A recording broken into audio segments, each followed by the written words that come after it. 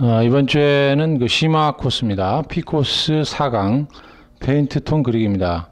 그 페인트 통도 하나의 그 원기둥을 응용해서 그리는 이제 그런 부분이죠. 여기 보시면 이제 페인트 실물이 나와 있고, 밑에 이제 연필로 소묘를 해놨습니다. 그래서 이 원기둥을 그대로 응용을 하는데 어떤 식으로 응용이 되는가를 보여주는 겁니다. 그래서 우선 명도 단계로서 이 원기둥의 그 느낌의 색감이 그대로 나와져 있죠. 가장 어두운 부분과 그 다음에 반사광선 부분, 그 다음에 하이라이트 부분이 이쪽에 있죠. 그래서 이 부분은 원기둥을 그대로 대입해서 그려놓은 상황이고요. 그 다음에 이제 꼭지 부분입니다. 그 주둥이 부분 있는 부분은 섬세하게 꼼꼼하게 세필을 이용해서 마무리를 하면서 완성을 해주는 이제 그런 과정이 오늘의 그림의 포인트가 되겠습니다. 자, 그러면 지금부터 그 스케치가 된 상황에서 시범을 보시면서 여러분들이 색감을 따라해 보도록 하겠습니다. 네, 우선 무채색을 지금 만들고 있죠. 무채색은 이제 브라운 톤과 그 다음에 이제 그 청색, 프러시안 계열, 코발트 계열의 색을 섞어서 만들고 있습니다. 네, 우선 전체적으로 그 원기둥의 덩어리에 이제 역점을 두면서 이제 큰 톤을 지금 먼저 메꿔주고 있는 과정입니다. 그래서 흑백 단계의 원기둥이죠. 그 원기둥을 보면서 명도 단계를 정확하게 표현하는 이제 과정이 먼저 진행이 되고 나서 그 다음에 세부적으로 그 무늬라든가 그 다음에 모양이 들어가야 됩니다. 그래서 어두운 쪽의 그늘 부분이나 반사광선 부분은 큰 덩어리로 먼저 이렇게 정리를 해주고 밝은 부분에서 색감을 가지고 섬세하게 묘사해주는 그런 과정이 보통 수채화의 일반적인 과정이라고 할 수 있겠죠. 네, 지금 이제 그늘 톤을 옆에서 보시면 알지만 그 흑백으로 되어 있는 원기둥의 톤을 그대로 갖다 옮겨 놓는다 이렇게 생각하시면 되겠습니다.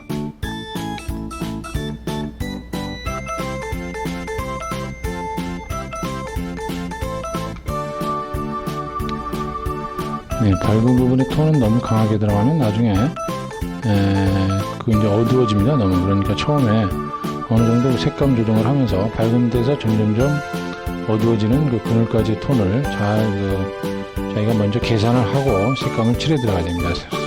수채화는 정확히 계산된 상태의 그 톤 덩어리를 먼저 생각해주고 들어가야 되겠죠. 아무 생각 없이 먼저 칠하다 보면 나중에 수습이 되질 않죠. 그래서 수채화는 그 수정이 되질 않습니다. 그러니까 처음부터 정확하게 톤을 어느 정도로 맞춰서 해나갈 것이냐, 이 부분에 대해서 정확한 그 해석을 내리고 그 다음에 색을 들어가야 되겠죠.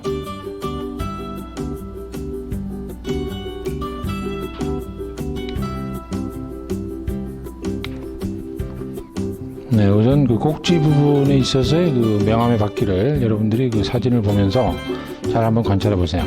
명암이 들어오는 쪽이죠. 그래서 이쪽에서 명암이 들어오게 되니까 여기가 진하고 이쪽이 좀 밝아집니다. 그래서 그런 양쪽의 명암 차이 같은 경우는 여러분들이 생각을 하시면서 실제적으로 그 실물을 보면은 잘 그림이 나와 있죠. 네, 뒤쪽으로 가면서 중간색 톤으로 풀어지는 그런 과정이죠. 색감의 변화가 반드시 나와줘야 됩니다.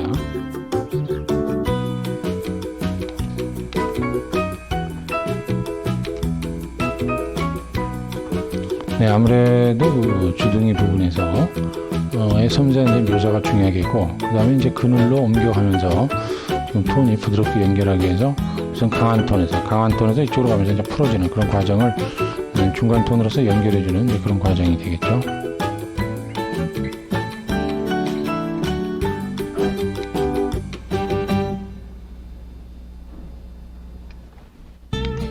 네, 크게 면을 골라주는, 전체적으로 덩어리를 붙여주는, 연필 소묘를 할 때 이제 그 선과 선을 겹쳐가면서 어떤 면 덩어리를 만들듯이 여기서도 붓터치와 붓터치가 겹쳐지면서 어떤 그 덩어리를 만들어낼 수가 있겠죠.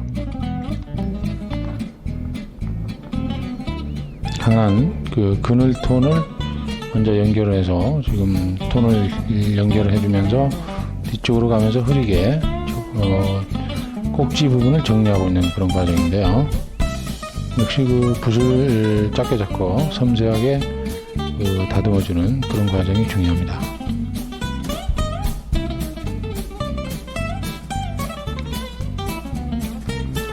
일단 전체적으로 그 원기둥의 느낌이 어느 정도 나오고 있죠.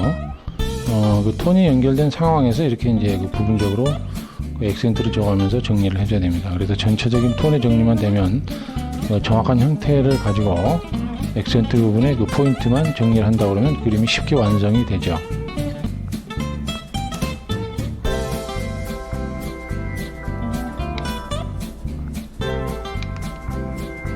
네, 전체적으로 붙여서 덩어리를 골라주는 그런 작업이죠. 네, 지금 이제 상표의 그 빨간색 부분을 칠하고 있는데요. 그 상표의 빨간색은 실물을 보게 되면 이제 똑같은 빨간색이죠. 그래서 그 사진에 보시다시피 밝은 쪽과 어두운 쪽이 분명히 차이가 납니다. 그래서 밝은 쪽 색상과 그 다음에 이쪽 어두운 쪽으로 가면서 어두워져야 되겠죠.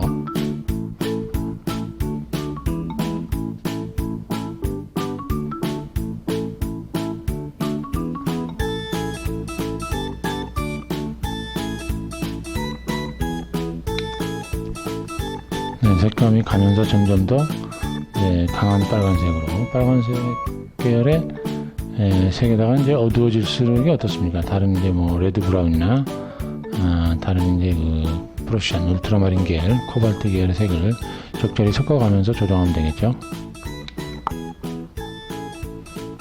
네, 지금 색이 조금 더 강한 색으로 옮겨가고 있는 그런 과정인데요. 역시 상표 부분도 섬세하게 이렇게 표현을 해줘야 됩니다. 그 로고라든가 그런 부분도요.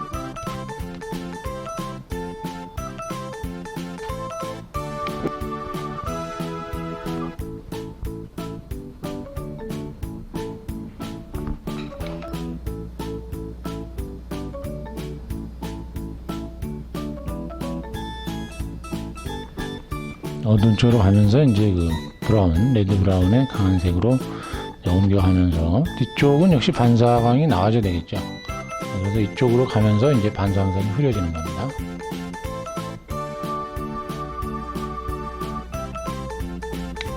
네, 중간색을 연결을 해가면서 뒤쪽으로 그 마무리를 하고 있죠. 네, 이쪽에서 이제 밝아진 쪽에서 뒤쪽으로 가면서 색의 변화도 조금 나와줘야 되겠죠. 그래서 아주 하이라이트해서 이쪽으로 가면서 중간색으로 빠져줘야만이 뒤쪽으로 빠지게 됩니다. 그래서 연필로 할 때도 그쪽이 약간 눌러지는 그런 효과가 나오죠.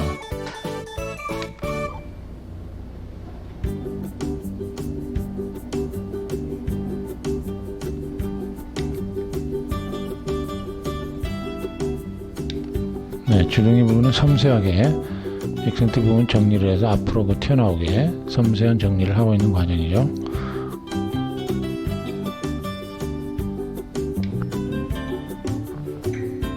뒤쪽에 그 어두운 부분 같은 경우는 아무래도 그 꼭지 부분에 있어서의 그 섬세한 그러한 그 타원을 정확하게 표현하고 있는 과정입니다.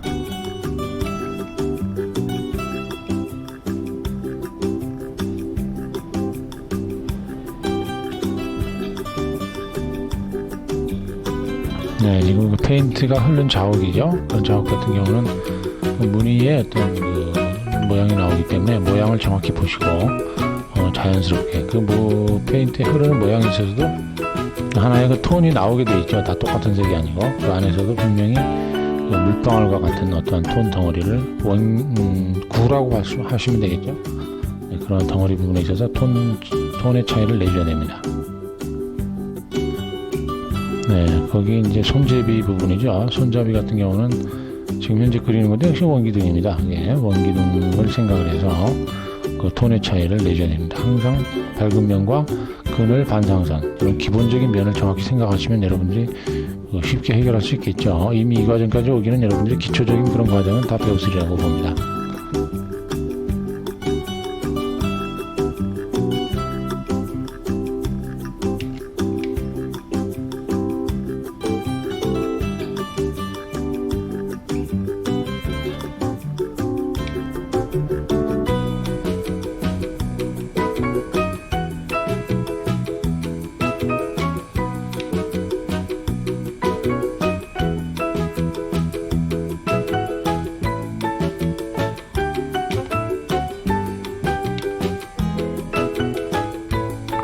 그늘과 그 액센트 그림자 정리라고 할 수 있겠죠.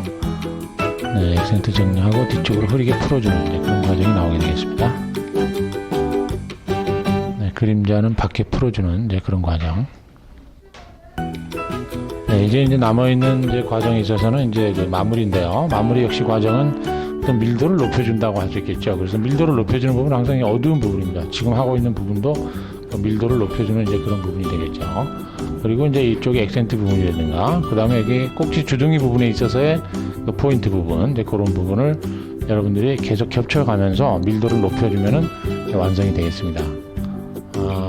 지금 현재 그 세부적인 완성작은 여러분들이 교재를 보시면서 꼼꼼하게 겹쳐가면서 밀도를 높여주시기 바랍니다. 그럼 오늘 강의는 여기서 마치도록 하겠습니다.